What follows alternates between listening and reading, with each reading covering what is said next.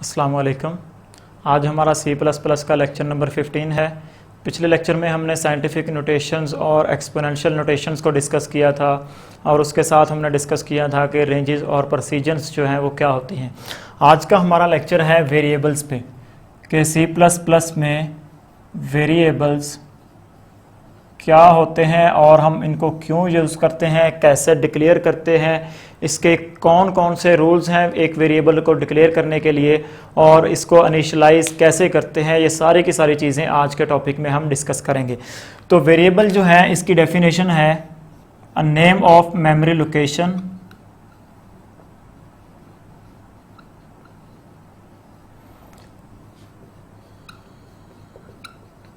और memory cell के variable क्या है कि ये एक मेमोरी लोकेशन या मेमोरी सेल को रिप्रेजेंट करता है। जो वेरिएबल्स हैं ये हमारी रैम में क्रिएट होते हैं। अगर हम इसकी डायग्राम बनाएं तो डायग्राम कुछ यूं बनेगी कि फ़र्ज़ करें ये हमारे पास कंप्यूटर की मेमोरी है जिसको हम रैम बोलते हैं, ठीक है। और इसके अंदर मैंने एक वेरिएबल को डिक्लेयर किया और उसमें कोई वैल्यू मैंने स्टोर कर दी, लेट वो 10 है। और इसी तरह से वेरिएबल्स का जो नाम है वेरिएबल का वो मैंने मार्क्स के नाम से रख दिया। अब इसमें ये सारी की सारी चीज़ें क्या हैं, तो ये जो चीज़ है ये तो हो गई कंप्यूटर की मेमोरी, ये हो गई मेमोरी। इसके साथ ये जो चीज़ है जो वैल्यू इसमें दी गई है वो है कंटेंट ऑफ वेरिएबल,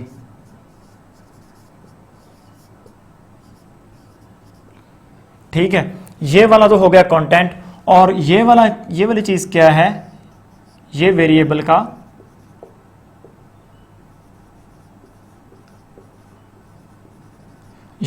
का नाम हो गया।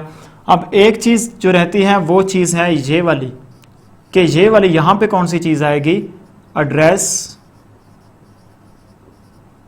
Of variable. तो ये वाली चीज़ क्या है, यहाँ पे कोई ना कोई एड्रेस हो सकता है इस वेरिएबल का। फ़र्ज़ करें वो है A001। तो जब भी ये मार्क्स के नाम से जो हमने एक वेरिएबल बनाया, इसने मेमोरी में अपने लिए एक जगह ऑक्यूपाई की और उस पे ये सारी की सारी चीज़ें होंगी कि वो वाली मेमोरी कहाँ पे क्रिएट हो रही है, उसके अंदर जो वैल्यू है वो कौन सी है, उसका एड्रेस क्या है और उसका नाम क्या है। ये है एक वेरिएबल की स्पेसिफिकेशन। अगर हम बात करें वेरिएबल की, तो वेरिएबल में ये सारी की सारी चीज़ें होती हैं। इसी तरह से अगर हम वेरिएबल डिक्लेरेशन की बात करें तो वेरिएबल डिक्लेरेशन में जो चीज़ें आती हैं, डिक्लेरेशन ऑफ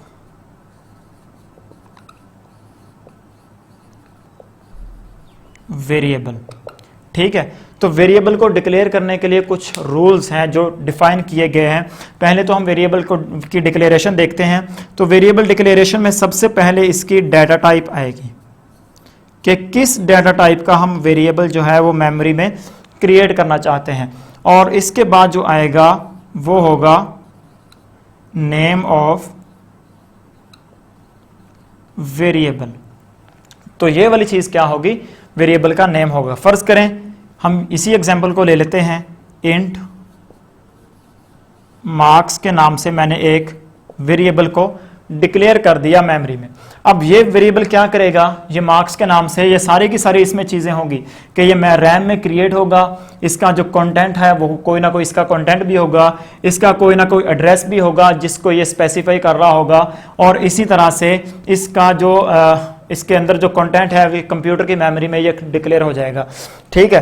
तो वेरिएबल को डिक्लेयर करते क्यों है, जब भी ये हमारा वेरिएबल कंपाइलर इसको कंपाइल करेगा इंट मार्क्स के नाम से, तो कंपाइलर को ये इंफॉर्मेशन मिलेगी कि ये जो वेरिएबल है इसकी डाटा टाइप कौन सी है, इसकी डाटा टाइप है इंट। अब इंट एक डाटा टाइप है, इंट एक मेमोरी भी ऑक्यूपाई करता है, जो कि हमने इंटीजर की जो डाटा टाइप्स हैं वहां पे डिस्कस किया था कि इंट जो है वो 2 बाइट्स मेमोरी को रिजर्व करता है, ठीक है। अब कंपाइलर को एक इंफॉर्मेशन ये मिल गई कि ये जो वेरिएबल है ये किस टाइप का है, ये इंट टाइप का एक वेरिएबल है जिसका जो नाम है वो है मार्क्स। अब वो मेमोरी में इसके लिए 2 बाइट्स जो है वो रिजर्व कर देगा। ये इंफॉर्मेशन क्या मिलेगी कंपाइलर को कि इंट मार्क्स के नाम से एक वेरिएबल है, उसके लिए 2 बाइट्स जो है वो रिजर्व करने हैं, वो इसके लिए 2 बाइट्स जो है रिजर्व कर देगा। इसी तरह से हम अगर करैक्टर पे ch इस, ये भी एक वेरिएबल डिक्लेरेशन है करैक्टर टाइप में। इसी तरह से फ्लोट में अगर हम बात करें तो फ्लोट में भी ये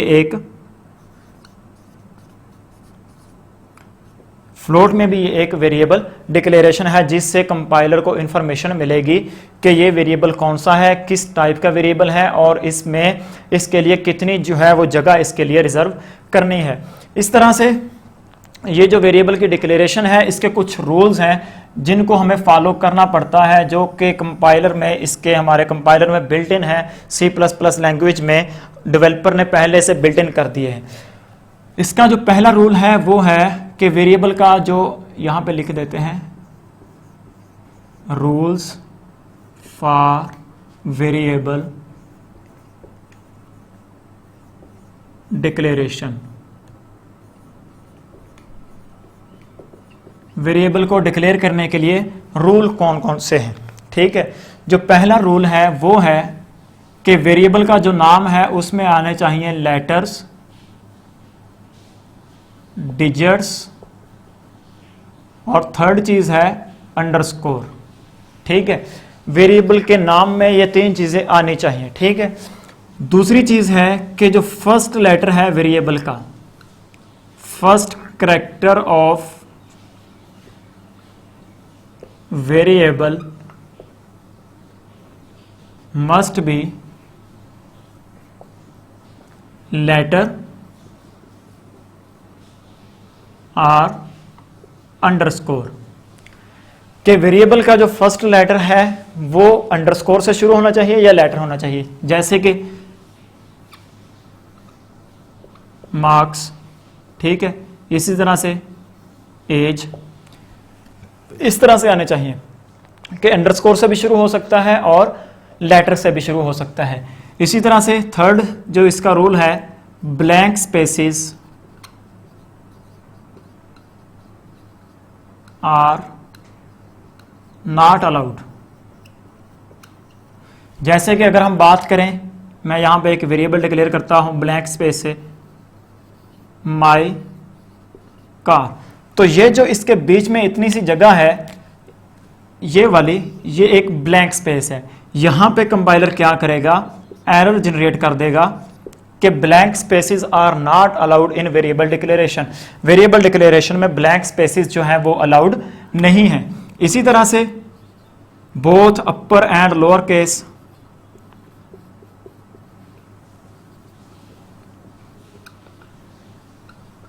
लोअर केस, अपर और लोअर केसेस को भी हम यूज कर सकते हैं। जैसे कि बात करें एज, इस तरह से भी ठीक है, एज इस तरह से भी ठीक है, एज इस तरह से भी ठीक है और इसी तरह एज इस तरह से भी ठीक है, ठीक है जी। तो इस तरह से हम लिख सकते हैं, अपर और लोअर केसेस को सेपरेट से भी यूज कर सकते हैं और इनका कॉम्बिनेशन भी यूज कर सकते हैं। इसी तरह से स्पेशल सिंबल्स, अगर हम स्पेशल सिंबल्स की बात करें तो वो इसके लिए अलाउड नहीं है, special symbols not allowed. Special symbols कौन कौन से होते हैं, जैसे ये डॉलर साइन हो गया, हैश साइन हो गया, इसी तरह से परसेंटेज का साइन हो गया, इसी तरह से एंड ऑपरेटर हो गया। तो ये सारे के सारे क्या हैं, स्पेशल सिंबल्स हैं जिनको हम इसमें यूज नहीं कर सकते। इसी तरह से अगर हम बात करें रिजर्व वर्ड जितने भी हैं आर नॉट अलाउड। जितने भी C++ में रिजर्व वर्ड हैं जो कि हमने एक लेक्चर बनाया था, वो सारे के सारे वो भी इसमें अलाउ नहीं है। तो ये सारे के सारे रूल्स हैं एक वेरिएबल को डिक्लेयर करने के लिए कि वेरिएबल में कौन कौन सी चीज़ें कैसे कैसे आनी है, कौन कौन से केसेस को यूज़ कर सकते हैं और इसी तरह से स्पेशल सिंबल्स को हम इसमें यूज़ नहीं कर सकते। ये सारे के सारे एक वेरिएबल को डिक्लेयर करने के लिए रूल्स हैं। इसी तरह से अगर हम वेरिएबल डिक्लेरेशन की बात, इनिशियलाइजेशन की बात करें वेरिएबल इनिशियलाइजेशन ये एक प्रोसेस है जिसमें हम अपने वेरिएबल को कोई ना कोई वैल्यू असाइन कर रहे होते हैं। जैसे कि हमने पिछले में डिक्लेरेशन में एक वेरिएबल को डिक्लेयर किया था, int marks is equal to 10। तो ये चीज क्या है, हमने एक वेरिएबल को एक वैल्यू असाइन कर दी। ये वाली वैल्यू जो हमने असाइन की है इसको बोलते हैं initialization. The process of assigning a value to a variable is called initialization. तो इनिशियलाइजेशन में क्या करते हैं, हम अपने वेरिएबल को कोई ना कोई वैल्यू असाइन कर रहे होते हैं। जैसे कि हमने वेरिएबल को डिक्लेयर किया था मार्क्स के नाम से, यहां पे आके हमने उसको एक वैल्यू जो है वो इनिशियलाइज कर दी। तो ये हमारा आज का टॉपिक था जिसमें वेरिएबल्स को देखा, वेरिएबल डिक्लेरेशन को देखा, उसके रूल्स को हमने डिस्कस किया, सारे के सारे जितने भी उसके रूल्स हैं, और वेरिएबल इनिशियलाइजेशन को देखा। वेरिएबल इनिशियलाइजेशन को हमने बहुत कम देखा है। अगर आपको इसकी मज़ीद ज़रूरत हो तो आप बुक से भी इसको देख सकते हैं। इसकी डेफिनेशन यही है कि the process of assigning a value to a variable is called variable initialisation.